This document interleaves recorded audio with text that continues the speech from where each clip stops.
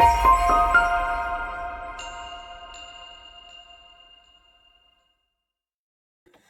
guys, it's Gareth from Silent Push, and today I'd like to show you how to obtain a list of a domain's DNS records for the previous 30 days.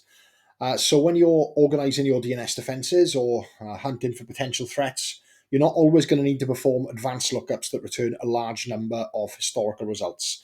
Sometimes you just need a quick, simple query that shows you precisely what records a domain has been using recently. So let's take a look at how you achieve that using Silent Push.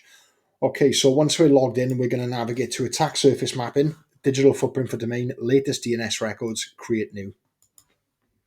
We're going to use the Microsoft dummy domain, contorso.com. Just pop the domain in and click search. Here we have the results, 178 DNS records, last seen within the last 30 days. Today's date is the 23rd of August. And if we scroll to the last result, we can see it's dated the 24th of July.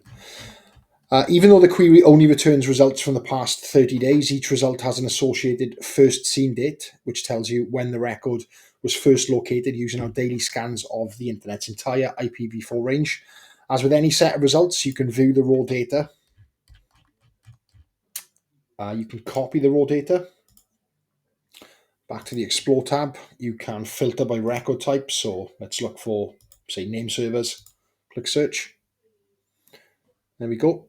We can then use that data to pivot through additional observables using one-click lookups. So let's left-click, reverse name server record lookup, look at passive DNS, and 197 domains associated with ns4-205.azure-dns.info, which was a name server of contorso.com.